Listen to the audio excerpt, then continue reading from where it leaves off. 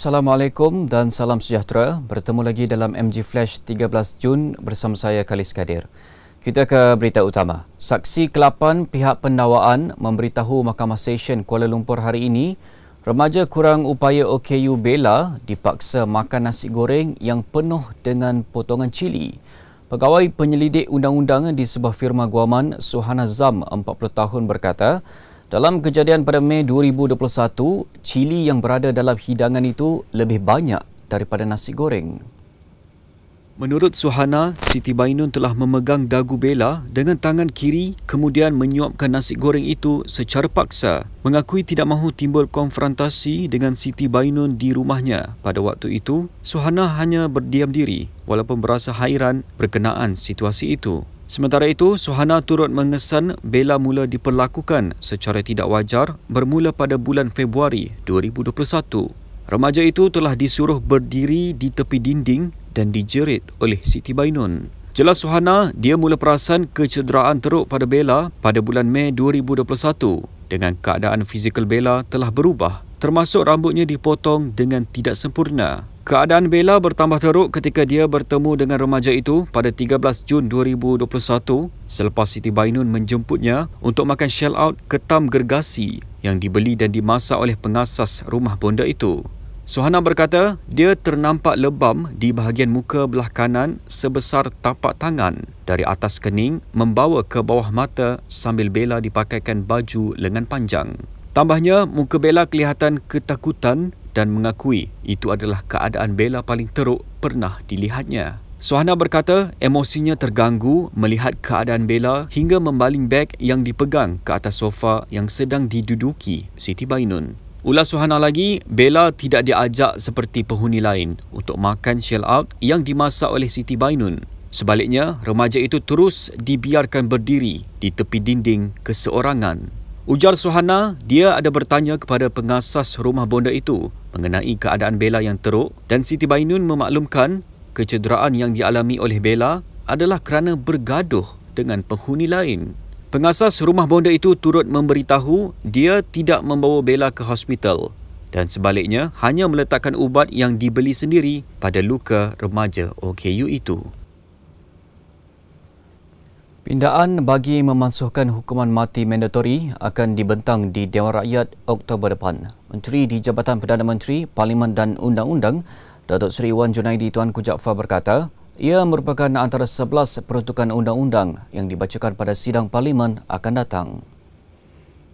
Ini saya nak cuba whether or not kita boleh bentangkan pindaan pada bulan budget session nanti, undang-undang ni, undang-undang pindaan. Kita boleh menyelesaikan persoalan-persoalan pindaan dulu dan bentangkan pindaan melaksanakan apa yang Jemaah Menteri dah putus untuk menghapuskan mandatory death sentence pada bulan Oktober nanti dan finally buat Dewan Negara akan bincang dia bulan Disember dan insya-Allah by Januari Februari kita dah ada undang-undang tu dimansuhkan secara realiti menerusi undang-undang. Makna dia dilema ataupun serba salah kita tu akan diatasi berhubung dengan kes di mahkamah, kes yang nak dituduh semula dan sebagainya tu kita dah dapat atasi pada ketika itu. Menteri Kewangan Datuk Seri Tengku Zafrul Aziz patut diangkat sebagai poster boy Barisan Nasional BN Selangor bagi menghadapi pilihan raya umum ke-15 PRU15 akan datang. Ketua UMNO bahagian Sungai Besar Datuk Seri Jamal Mat Yunus berkata, Menteri Kewangan itu menepati ciri winnable, acceptable dan likeable dan dilihat mampu membantu BN merampas Selangor daripada Pakatan Harapan PH.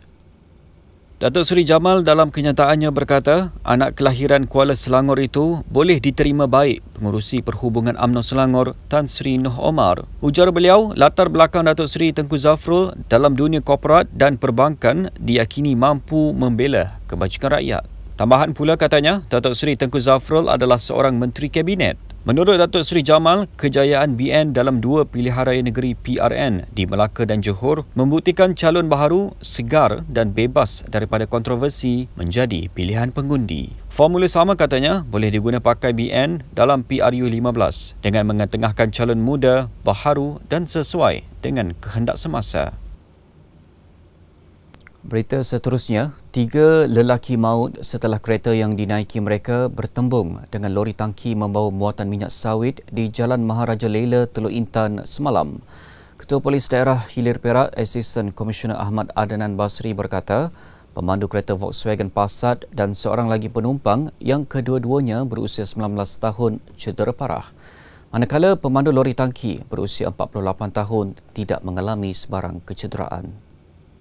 Utusan online melaporkan, Adnan berkata, dalam kejadian sekitar jam 9.30 malam itu, salah seorang mangsa yang berusia 19 tahun meninggal dunia di tempat kejadian. Manakala dua lagi mangsa yang berusia 26 tahun meninggal dunia di Hospital Teluk Intan ketika mendapatkan rawatan. Bedah siasat ke atas mayat ketiga-tiga mangsa dijalankan di Unit Forensik Hospital Teluk Intan. Siasatan lanjut dijalankan mengikut Seksyen 41-1 Akta Pengangkutan Jalan 1987. Bilangan kes baharu COVID-19 di negara ini bagi Minggu Epidemiologi ME ke-23 dari 5 hingga 11 Jun meningkat sebanyak 0.4%, iaitu 11,096 kes berbanding 11,052 kes pada minggu sebelumnya. Ketua Pengarah Kesihatan Tan Sri Dr. Nur Hisham Abdullah berkata, jumlah kumulatif kes COVID-19 di Malaysia kini berjumlah 4,524,727 kes. Katanya dalam satu kenyataan hari ini, purata kadar kebolehjangkitan COVID-19 nilai RT pula menunjukkan peningkatan sebanyak 5.5% kepada 0.96. Sementara itu, secara keseluruhan, penggunaan katil PKRC meningkat sebanyak 200% dan penggunaan katil bukan kritikal juga meningkat sebanyak 8%. Manakala penggunaan katil unit rawatan rapi ICU menurun sebanyak 17%. Dengan itu, sekian dahulu MG Flash buat masa ini. Teruskan bersama kami untuk mengikuti perkembangan terkini di platform media sosial Malaysia Gazette, di Facebook, Twitter, Instagram dan YouTube atau melalui portal di www.malaysiagazette.com. Assalamualaikum dan salam hormat.